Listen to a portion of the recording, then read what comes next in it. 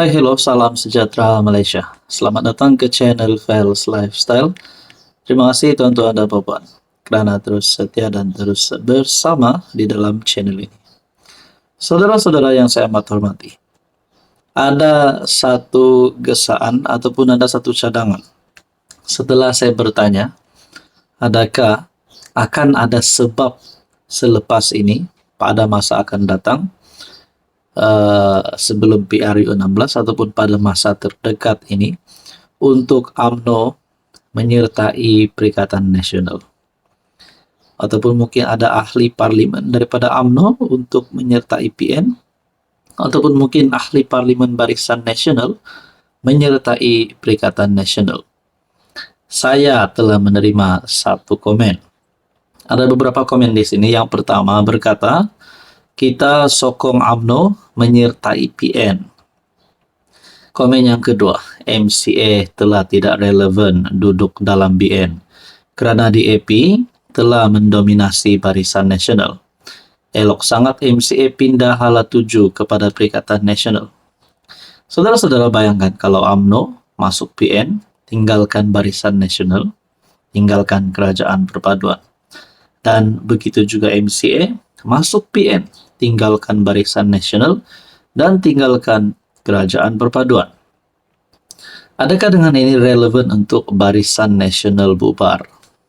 Persoalannya adalah, adakah Zaid Hamidi sanggup melepaskan jawatan beliau sebagai timbalan Perdana Menteri semata-mata untuk menarik sokongan terhadap Anwar dan menyertai Perikatan Nasional? Demikian adalah komen yang saya terima. Ada beberapa komen. Mereka kata sokong UMNO masuk PN. Mereka kata MCA tidak relevan di dalam Barisan Nasional kerana DAP yang mendominasi Barisan Nasional. Nah, itu mungkin pandangan dia. Ada yang kata elok sangat MCA pindah hala tuju kepada Perikatan Nasional. Nah, saudara-saudara bayangkan kalau Zahid Hamidi menyertai PN. Di manakah kedudukan Zahid? Adakah beliau akan jadi pengerusi PN? Adakah beliau akan jadi timbalan pengerusi PN? Menjadi ketua pembangkang? Ataupun calon Perdana Menteri bagi Perikatan Nasional? Nah, semua ini menjadi pertanyaan dan persoalan paling utama. Tapi, di banyak-banyak persoalan ini, beranikah UMNO ataupun MCA keluar daripada Barisan Nasional dan menyertai Perikatan Nasional? Tuan-tuan dan puan yang saya hormati, berkaitan dengan komen-komen ini, apa pula komen Anda? Silakan komen di bawah. Hai, hello, salam sejahtera Malaysia. Selamat datang ke channel Fels Lifestyle. Terima kasih kerana terus setia dan terus bersama di dalam channel ini.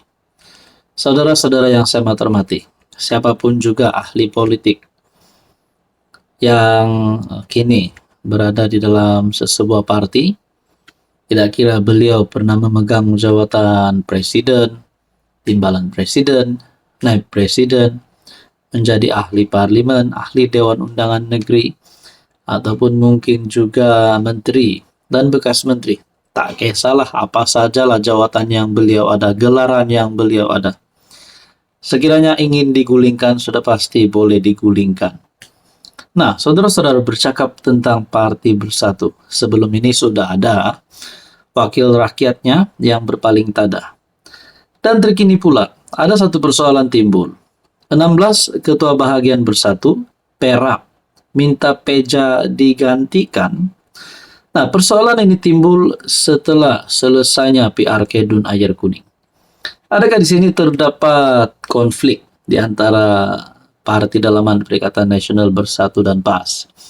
Nah, sumber mendakwa mereka telah menyerahkan SD akuan berkanun kepada pimpinan meminta Ketua Bersatu Perak Ahmad Faizal Azumu digantikan.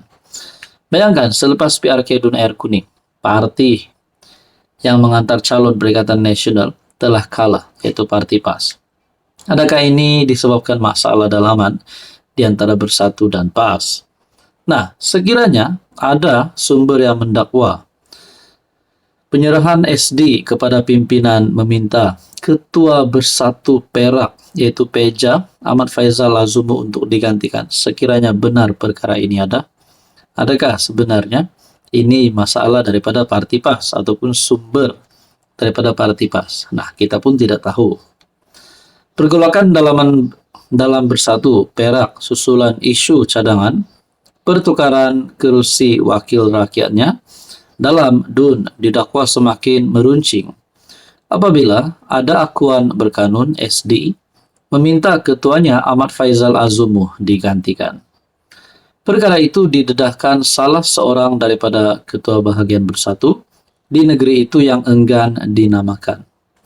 Beliau mendakwa SD terbabit ditandatangani 16 daripada 24 ketua bahagian bersatu Perak yang tidak bersetuju dengan cara Faizal atau lebih dikenali Peja memohon pertukaran tempat antara adun Sungai Manik Zainul Fadzi Paharudin dengan adun Cangkat Jong Nadziruddin Bandi.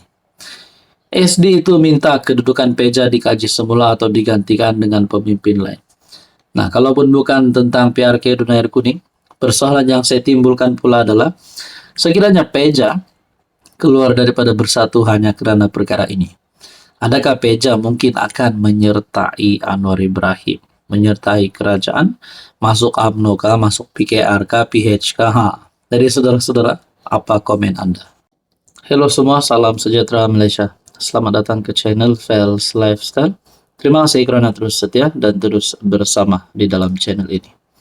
Saudara-saudara, tuan-tuan dan puan-puan yang saya amat hormati, kejutan demi kejutan, siri episod cerita rasuah. Banyaklah cerita tentang rasuah. Berlaku di Semenanjung, berlaku di Sabah, Sarawak. Pendek kata, ada saja cerita dan juga episod tentang rasuah yang kita dengar. Ada saja tangkapan berlaku, serbuan berlaku, ratus juta ditemukan jongkong emas lah dan sebagainya.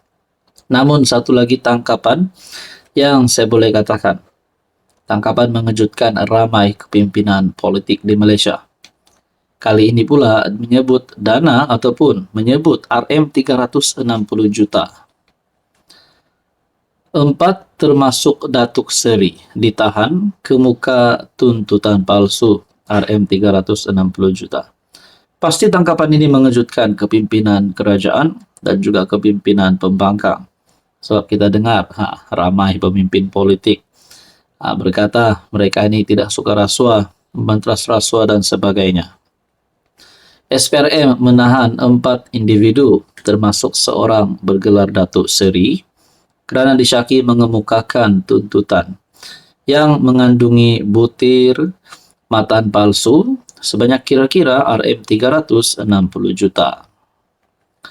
Menurut sumber, 3 lelaki dan seorang wanita berusia antara 50-an dan 70-an itu ditahan antara pukul 4 hingga 6 petang ketika hadir memberi keterangan di Ibu Pejabat SPRM Putrajaya. Siasatan awal mendapati kesemua suspek dipercayai melakukan perbuatan tersebut sekitar tahun 2016 hingga 2017. Keempat-empat suspek disyaki mengemukakan tuntutan palsu bernilai kira-kira RM360 juta yang menggunakan dana sukuk dalam sebuah projek pembinaan lebuh raya di Lembah Kelang yang bernilai kira-kira RM1.30 bilion katanya. Sementara itu, pengarah kanan bahagian siasatan SPRM, Datuk Zainul Darus ketika dihubungi mengesahkan tangkapan itu dan berkata kes disiasat mengikut Seksyen 18 Akta SPRM 2009. Permohonan reman ke atas kesemua suspek akan dikemukakan di Mahkamah Magistrate Putrajaya. Saudara-saudara, setelah kita mendengar beberapa pemimpin berprofil tinggi yang terlibat dengan siasatan rasuah, termasuk Muhyiddin, termasuk Ismail Sabri yang terkini. Akhirnya ada lagi satu dapatan ataupun mungkin bagi saya satu lagi tangkapan. 4 termasuk Datuk Seri ditahan kemuka tuntutan palsu RM360 juta.